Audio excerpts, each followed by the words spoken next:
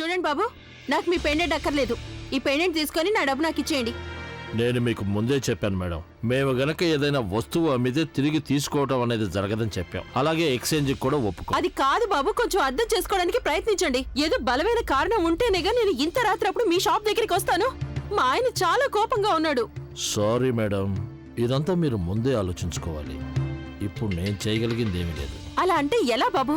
మా ఆయన నన్ను ఎంతో ఇబ్బంది పెడుతున్నా. నమస్కారం. మీ జ్యువెలరీ రెడీగా ఉంది, నేను మీకు ఇప్పుడే. లెట్ ఇట్ బి, అది నేను రేపు తీసుకుంటాను. అలాగే కానివ్వండి.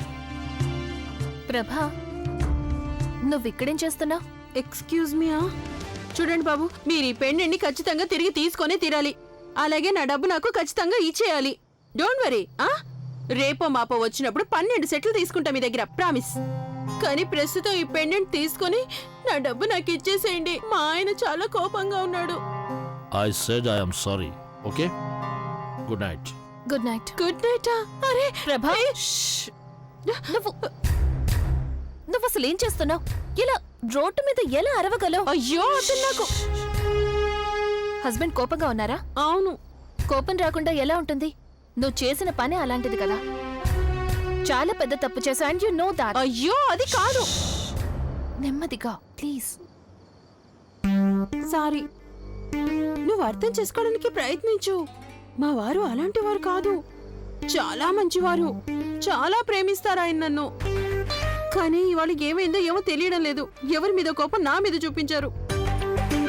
గాడ్ ప్రామిస్, అసలు మా వారున్నారే, ఆయన నాతో ఇంతవరకు ఎప్పుడు గట్టిగా మాట్లాడలేదు తెలుసా. ఎప్పుడు చెంపదెబ్బ కూడా కొట్టలేదు నన్ను. యు నో నా స్వీటీ, బనారస్ టు సింగపూర్.